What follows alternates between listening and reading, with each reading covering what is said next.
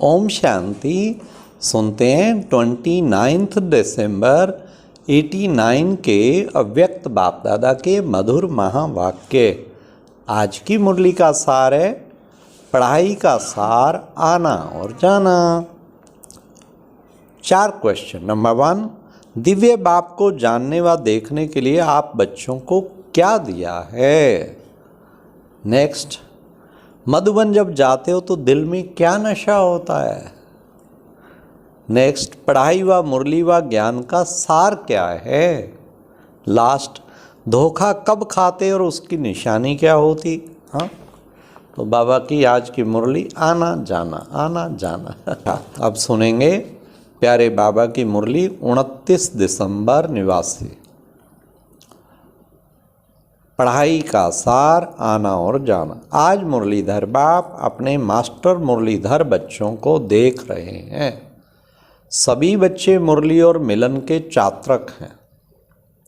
ऐसे चात्रक सिवाय ब्राह्मण आत्माओं के और कोई हो नहीं सकता। यह ज्ञान मुरली और परमात्म मिलन न्यारा और प्यारा है। दुनिया की अनेक आत्माएं परमात्म मिलन की प्यासी हैं, इंतजार में हैं। लेकिन आप ब्राह्मण आत्माएं दुनिया के कोने में गुप्त रूप में अपना श्रेष्ठ भाग्य प्राप्त कर रहे हो, क्योंकि दिव्य बाप को जानने अथवा देखने के लिए दिव्य बुद्धि और दिव्य दृष्टि चाहिए। तो बाप ने आप विशेष आत्माओं को दी है, इसलिए आप ब्राह्मण ही जान सकते और मिलन मना सकते हो। दुनिया वाले तो पुकारते रहते एक बूंद के प्यासे हम, और आप क्या कहते हो, हम वर्षे के अधिकारी हैं। कितना अंतर है, कहाँ प्यासी और कहाँ अधिकारी। अभी भी सभी अधिकारी बनकर अधिकार से आकर पहुँचे हो। दिल में नशा है कि हम अपने बाप के घर में अथवा अपने घर में आए हैं। ऐसे नहीं कहेंगे कि हम आश्रम में आए हैं, अपने घर में आए हैं। ऐसे समझते हो ना। अधिकार की निशानी है अपनापन। हाँ, आश्रम में नहीं, कहाँ आए बाप के घर में, अपने घर में पहुँचे। हमारे बाप का घर है। अधिकार की निशानी है अपनापन। अपने बाप के पास आए हैं, अपने परिवार में आए हैं। मेहमान बनकर नहीं आते, लेकिन बच्चे बनकर आते हैं अपने घर में। चाहे 4 दिन के लिए आते हो, लेकिन समझते हो मधुबन अपने स्थान पर पहुंच गए। कितनी सुंदर फीलिंग बाबा दिला रहे हैं। तो ये आना और जाना, आप ब्राह्मणों की जो पढ़ाई है ना, मुरलीधर की जो मुरली है, उसका सार ये 2 शब्द है। क्या? आना और जाना। याद की यात्रा का अभ्यास क्यों करते हो? कर्म योगी का अर्थ ही है मैं अशरीरी आत्मा शरीर के बंधन से न्यारी। कर्म करने के लिए कर्म में आते हैं और कर्म समाप्त कर कर्म संबंध से न्यारी हो जाते हैं। संबंध में रहते हैं, बंधन में नहीं रहते। तो ये क्या हुआ? कर्म के लिए आना और फिर न्यारा हो जाना। कर्म के बंधन वश कर्म में नहीं आते हो, लेकिन कर्मेंद्रियों को अधीन कर अधिकार से कर्म करने के लिए कर्म योगी बनते हो। इंद्रियों के कर्म के वशीभूत नहीं। कोई भी किसी के वश हो जाता है तो वश हुई आत्मा मजबूर हो जाती है, और मालिक बनने वाली आत्मा कभी किससे मजबूर नहीं होती, अपने सम्मान में मजबूत होती है। कई बच्चे अभी भी कभी कभी किसी न किसी कर्मेंद्रिय के वश हो जाते हैं, फिर कहते हैं आज आँख ने धोखा दे दिया, आज मुख ने धोखा दे दिया, दृष्टि ने धोखा दे दिया। परवश होना अर्थात धोखा खाना, और धोखे की निशानी है दुख की अनुभूति हो। क्यों धोखा दें? कब तक धोखा खाते रहेंगे? हाँ, तो धोखेबाजों से बचना चाहिए। और धोखा खाना चाहते नहीं हैं, लेकिन ना चाहते हुए भी कर लेते हैं। इसको ही कहा जाता है वशीभूत होना। दुनिया वाले कहते हैं चक्कर में आ गए, चाहते भी नहीं थे लेकिन पता नहीं कैसे चक्कर में आ गए। आप सुदर्शन चक्रधारी आत्मा किसी धोखे के चक्कर में नहीं आ सकती, क्योंकि सुदर्शन चक्र अनेक चक्कर से छुड़ाने वाला है। ना सिर्फ अपने को लेकिन औरों को भी छुड़ाने के निमित्त बनते हैं। अनेक प्रकार के दुख के चक्रों से बचने के लिए सोचते हैं इस सृष्टि चक्र से निकल जाएं, लेकिन सृष्टि चक्र के अंदर पार्ट बजाते हुए अनेक दुख के चक्रों से मुक्त हो जीवन मुक्त स्थिति को प्राप्त कर सकते हैं। ये कोई नहीं जानता।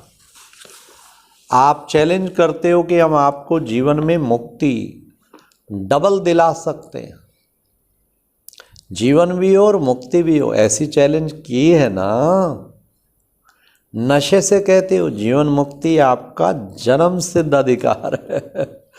तो सुदर्शन चक्रधारी अर्थात दुख के चक्रों से मुक्त रहने वाले और मुक्त कराने वाले, वशीभूत होने वाले नहीं, लेकिन अधिकारी बन, मालिक बन, सर्व कर्मेंद्रियों से कर्म कराने वाले, धोखा खाने वाले नहीं, लेकिन औरों को भी धोखे से छुड़ाने वाले।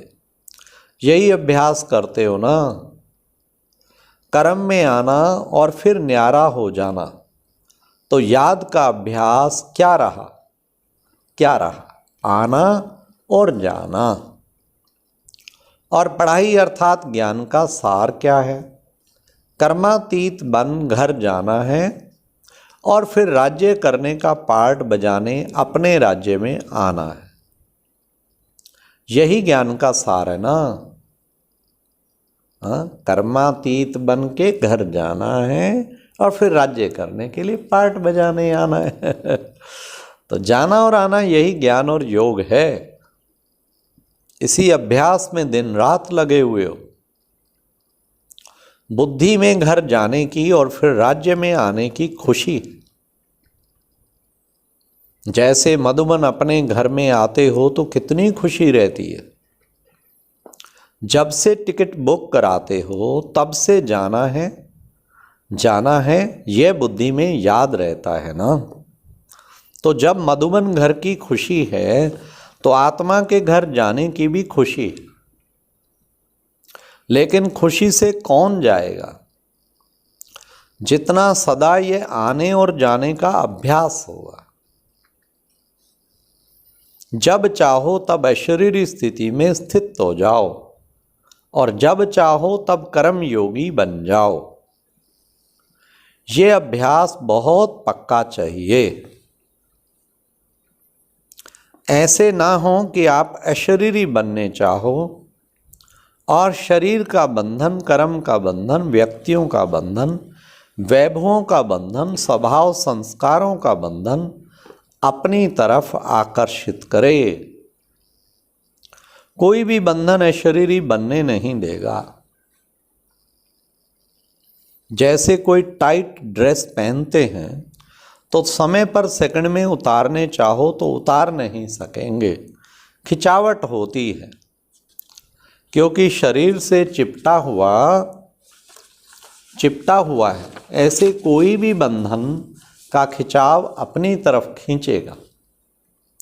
बंधन आत्मा को टाइट कर देता है। इसलिए बाप दादा सदैव ये पाठ पढ़ाते हैं, निर्लिप्त अर्थात न्यारे और अति प्यारे। यह बहुत काल का अभ्यास चाहिए। ज्ञान सुनना, सुनाना, सेवा करना ये अलग चीज है, लेकिन यह अभ्यास अति आवश्यक है। पास विद ऑनर बनना है तो इस अभ्यास में पास होना अति आवश्यक है। और इसी अभ्यास पर अटेंशन देने में डबल अंडरलाइन करो, तभी डबल लाइट बन कर्मातीत स्थिति को प्राप्त कर डबल ताजधारी बनेंगे। ब्राह्मण बने, बाप के वर्षे के अधिकारी बने, गॉडली स्टूडेंट बने, ज्ञानी तो आत्मा बने, विश्व सेवाधारी बने, यह भाग्य तो पा लिया। लेकिन अब पास विद ऑनर होने के लिए, कर्मातीत स्थिति के समीप जाने के लिए ब्रह्मा बाप समान न्यारे अशरीरी बनने के अभ्यास पर विशेष अटेंशन। जैसे ब्रह्मा बाप ने साकार जीवन में कर्मातीत होने के पहले न्यारे और प्यारे रहने का अभ्यास का प्रत्यक्ष अनुभव कराया, जो सभी बच्चे अनुभव सुनाते हो, सुनते हुए न्यारे, कार्य करते हुए न्यारे, बोलते हुए न्यारे रहते थे। सेवा को व कोई कर्म को छोड़ा नहीं, लेकिन न्यारे हो लास्ट दिन भी बच्चों की सेवा समाप्त की। न्यारापन हर कर्म में सफलता सहज अनुभव कराता है। करके देखो। 1 घंटा किसको समझाने की भी मेहनत करके देखो, और उसके अंतर में 15 मिनट में सुनाते हुए बोलते हुए न्यारेपन की स्थिति में स्थित होके दूसरी आत्मा को भी न्यारेपन की स्थिति का वाइब्रेशन देकर देखो। जो 15 मिनट में सफलता होगी वह 1 घंटे में भी नहीं होगी। यही प्रैक्टिस ब्रह्मा बाप ने करके दिखाई। समझा क्या करना है? बाबा बता रहे क्या करना है। समझा क्या करना है? पहले निमित्त तो टीचर्स हैं, फॉलो फादर करेंगी ना। सेवा का विस्तार भल कितना भी बढ़ाओ, लेकिन विस्तार में जाते सार की स्थिति अभ्यास कम ना हो। विस्तार में सार भूल न जाए। खाओ पियो सेवा करो, लेकिन न्यारेपन को नहीं भूलो। वाणी द्वारा भी कहाँ तक सेवा करेंगे, कितनी भी करेंगे। अब तो रूहानी वाइब्रेशन, अशरीरीपन की स्थिति के वाइब्रेशन, न्यारे और प्यारेपन की शक्तिशाली वाइब्रेशन वायुमंडल में फैलाओ। सेवा की तीव्र गति का साधन भी यही है। अच्छा, सर्व देश विदेश के सदाधिकारी बच्चों को, सदा ज्ञान और याद के सार में रहने वाली श्रेष्ठ आत्माओं को, सदा आना और जाना इस स्मृति में संपन्न बनने वाली आत्माओं को, सदा ब्रह्मा बाप को फॉलो करने वाले कर्मातीत स्थिति के समीप पहुंचने वाली योगी आत्माओं को, सदा अपनेपन के अनुभव और अधिकार की खुशी में रहने वाले खुश मिजाज बच्चों को बाप दादा का याद प्यार और नमस्ते। अच्छा, ओम शांति। तो कितनी अच्छी प्यारे बाबा की मुरली। मधुबन में आते हमारा अपना घर अपना समझ के चलना है, और बाबा ने कितना सुंदर, धोखा नहीं खाना, पर आना और जाना, आना और जाना। ओम शांति। ये एक प्रेरणादायक वीडियो है, जरूर देखें, कोई भी मिस ना करे।